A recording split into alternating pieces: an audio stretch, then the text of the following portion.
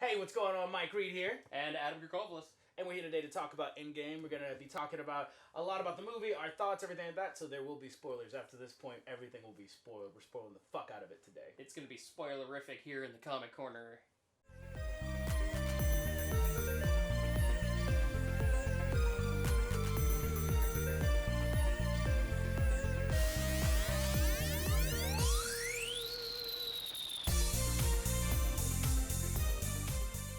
All right, Adam, let's get right on into it. Thoughts on Endgame?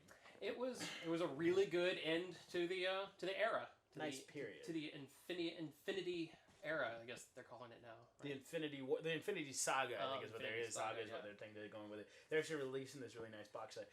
Me personally, I thought it was dope, man. I thought I teared up at a couple points. I know a lot of people cried. I didn't necessarily get all the way to tears, but all the way to full on bawling. But I did get teared up near certain spoiler once again after the death of Tony Stark near the Tony Stark's I am Iron Man, and he snaps or whatever like that. The Stark Gauntlet. So what was your the Starklet? The Starklet, if you will. The Gaunt Tech Starklet. No, I'm 100% down with it. So, what were your first impressions going into the movie? Kind of things that you thought was going to happen. Well, going in, it's no big secret that I did not like Infinity War. Jesus. I didn't like how they made it. I didn't like it.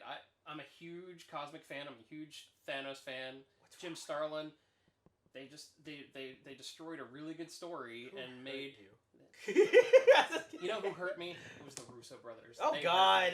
They're no. When they fucked up Civil War, that was it. I was done with the Are Russos. you? Where are you kidding?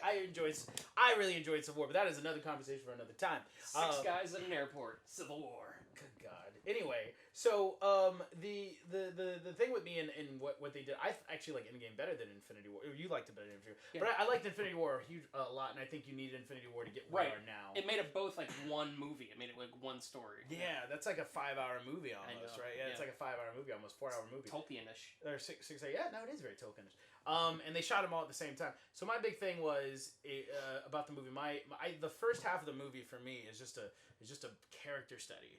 Is just we're gonna come with these characters and let you sit with them and marinate with them for a little bit. And what does this mean after the snap? What does this universe mean? What does it mean for heroes to lose? Right. I think it was a big thing. Yeah, I mean it was a story of them losing. No happy ending was in Infinity War.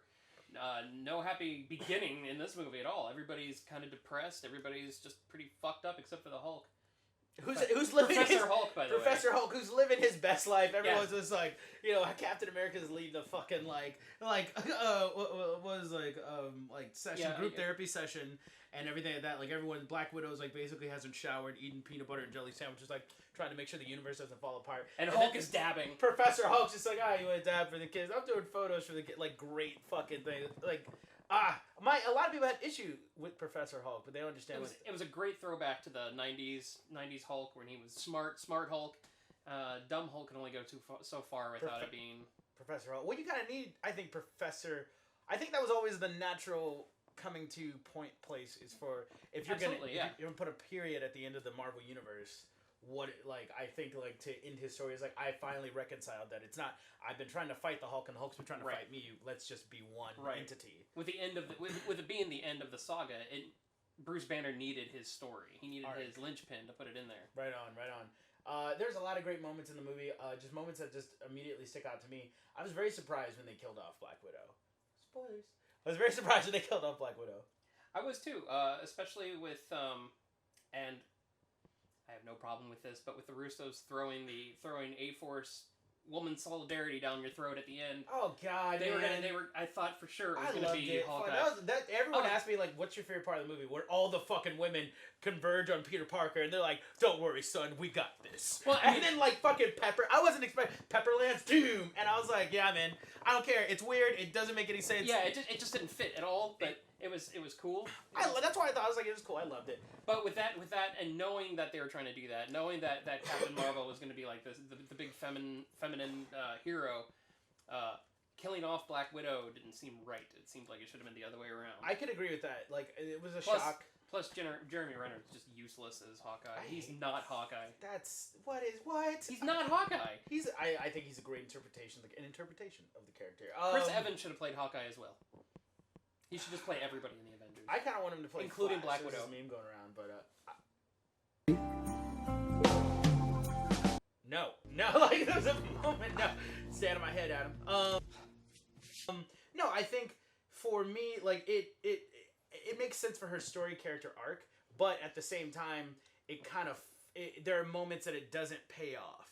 There are moments that with all the women getting together and Black Widow not being there 100%, it kind of feels like she got shoehorned and she got like fucked on that. But also she even acknowledged how not useless she was, but how ineffective she was. She's like, well, I can only shoot my stun darts and it'll do that much damage. I mean, she said that in the movie, and I think yeah, you can't shoot a bullet at Thanos. You can't. And his helicopter blade. That was interesting, right? I think that was a callback to the Thanos chapter. Like 100%, I'm sitting there just like, it's someone's next to me and they're like, oh, it's like a helicopter blade. And immediately thought of the Thanos helicopter. Like, I was like, oh, shit. There's no way the Russo brothers came up with that. But, no, so I think, yes, I see where you're coming from with that. But, however, I think for her story and her arc as a character, it had to be the sacrifice to make up for all the evil she'd done. Because they always talk about it, but they never show it until the Black Widow, which I'm assuming will be a prequel movie. And if it's not, then... Well, there's open room, because Cat went back in time. Spoiler. Cat went back in time and returned the Infinity Knot, so maybe it's a soul stone for a soul. Like, maybe that... Or she teams up with Loki, who escaped in 2012. Another spoiler. With the Tesseract. Loki escapes, Cat fights himself, looks at his own ass, kind of gets turned on by it.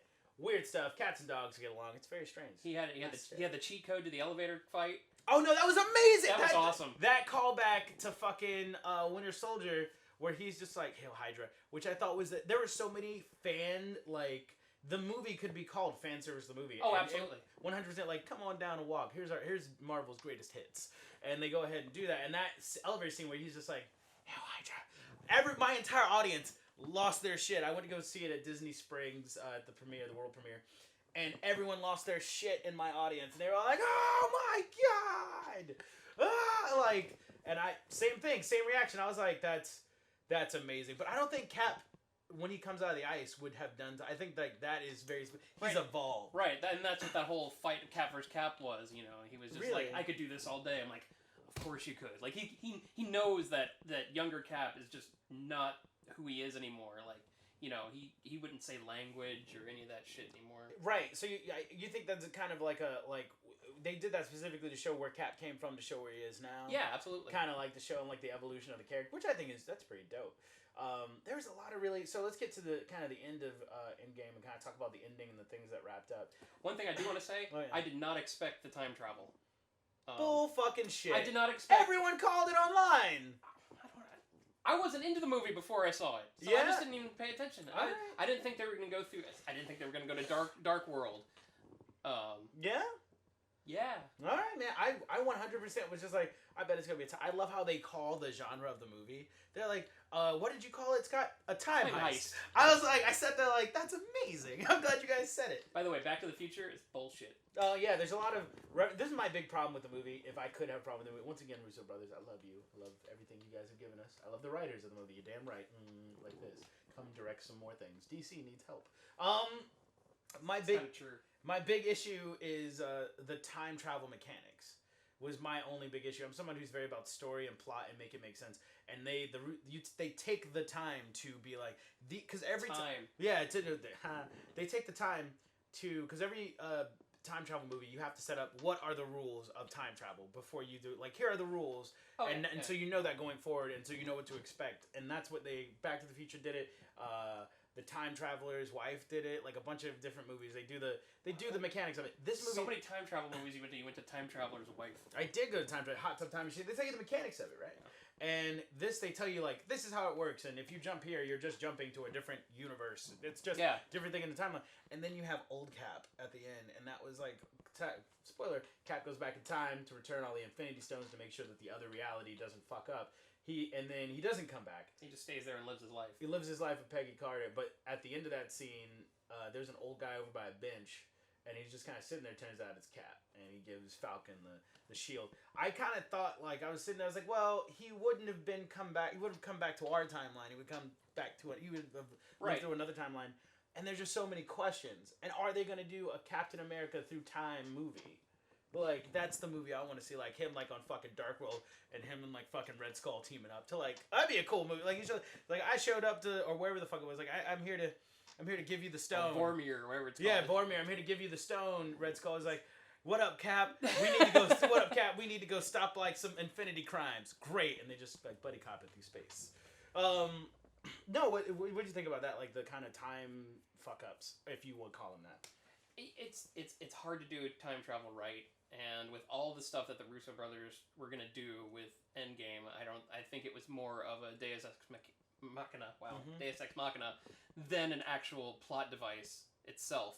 Right. They just needed it to use to keep the story going. Right. I get that. There's so much movie magic in that movie. There's a lot of things that I left. Like I still had a great time. I had a great time. I had a fun time. It was 3 hours. It doesn't even feel like no. Didn't feel like 3 hours, and I left feeling done with the MCU. Feeling very done with the MCU. But near the end of it, there's a lot of great moments. There's the all girl team up for the trailer for the all women Marvel movie, Avengers movie that I can't wait to see when it comes out. There was a great moment with Captain Marvel where she comes in from outer space. All the guns are shooting down on the fucking like shooting on the heroes, and then all of Thanos' guns fucking raise up, and they're like, "What's coming? What's coming? I don't know what it is. Something fucking powerful just entered the atmosphere." I knew what it was immediately as soon as the guns went like this. The girl sitting next to me is like, "What's going on? What are they shooting at?" The most powerful thing in the galaxy, and then she just boom, like rolls in. I was like, "Yeah!" To be honest, I forgot about her throughout the whole movie, and then when she came back, I'm like, oh yeah! That's right. We have to put Captain Marvel in this. No. With her, can I speak to the manager haircut?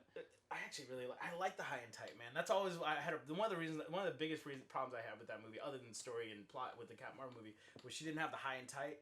And I was like, oh fuck, they gave her the high and tight. Also, they gave her the original Captain Marvel's color scheme.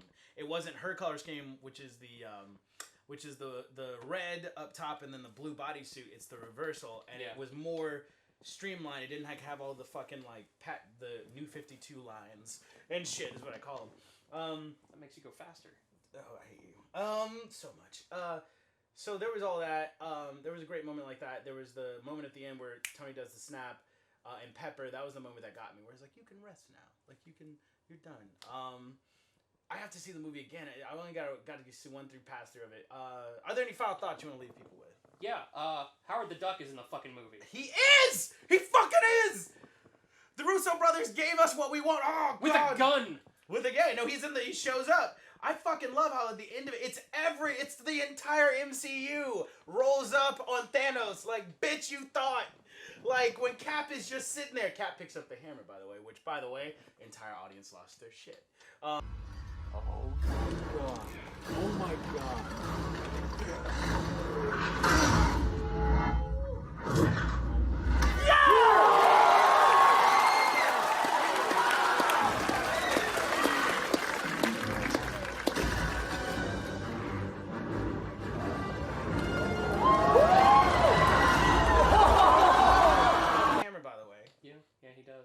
Does the thing. Also, another spoiler. I love this. Fat Thor. 4, if you will. Fat Thor 4. Fat 4 was great in the movie. The show. Oh, I love. And that was a great reveal too, because it just shows his head and he's got the long hair, and all the women are like, "Oh yeah, Thor." And then he's just, "I'm the dude." Oh no, yeah. The entire time he's basically just the dude. I loved it because the girl who I went there with, my friend Jasmine, who sat next to me, was like, "I was really disappointed that Thor didn't ever get like back in shape." And I was like, "No, fuck it." They made a joke and they committed to the bit the entire fucking movie. I know you're not a fan of the Wakandans, but when they showed up, I was like, "Hey, shit's about to get real." Well, that was enough that they needed. What? They just need to show up like that. Man, they didn't need to make a whole movie about it. All right, what you have to make a whole fucking movie about it. What? No, if you're a Marvel fan, you know about Wakanda. There's a lot of people who go see these movies that they didn't do that to the fucking movie. What the fuck you mean, motherfucker? You're making movie references. That wasn't in the comics. That was but no. What I'm saying is like you need that movie. That movie A is culturally relevant, and B you need it narratively because you can't fight Thanos without the most advanced army on Earth to fight Thanos in the fucking thing. Like, it's not Disney's fault that they couldn't get Fantastic Four on time. What? You mean all 4 of those people would go against the fucking Thanos' army? Reed Richards and Franklin Richards is all I need. Man, you have to set up Franklin Richards, man. What is your problem with Black Panther? I just thought it was a boring movie. Yeah? Yeah. The best part about the movie was the 2 token white guys. Oh my god, Adam. Oh my god, so much to unpack, so little time. Although I loved fucking Okoye? Creed. Victor Creed. Damn it. Oh yeah, I know you're talking about. Fuck. Killmonger. Yeah, Why the fuck? I have a picture of him on my wall. Why did I couldn't remember? Fucking Johnny Storm. That was good. No, that was really good. I think it was culturally relevant. The cultural stuff was awesome. They did all that stuff and put all the different tribes, yes. the actual African tribes, into the Marvel universe with their own stuff. That was all cool. I think they did something the MCU never has, or no. I think they did something no superhero movie, at least that I can think of, that comes to mind, has done before. They made a movie with a narrative that was extremely relevant to the times we're kind of living in, and they did something like, you can't, like, think about it. Every superhero movie is like, oh, this is the bad guy. They want to kill people. That's bad. This is like. You had a fucking X-Men fucking moment. Like, you have a dude who's like, I'm not wrong, and he wins the argument. You have a villain who wins the moral argument, and it changes the hero for the better at the end of the movie. And you watch that, and like, that's so different. They've never done anything like that. And you have a bad guy who's literally just like, white people bad. And Disney made that movie. You have a villain that's like, white people are the problem. And then everyone in Wakanda looks at the camera. Like, and just pause, and I'm sitting there, I was like, oh shit, Disney went for it. Like, that was the entire movie. I was like, all right, cool, we got a bad guy, he's gonna kill some people, and they're like, I want to liberate black people all around the world. God, so torn. If you're sitting there, and I think that I think if you just look at it as a movie, that has broken new ground. It did something that I don't think superhero movies have ever done, and they talked about a very relevant issue, and they attacked it. And I think that's what superhero comics are all about for me. Right. I mean, they did a good job making a superhero movie out of The Lion King. I mean, that's all it was, really. But so much to unpack.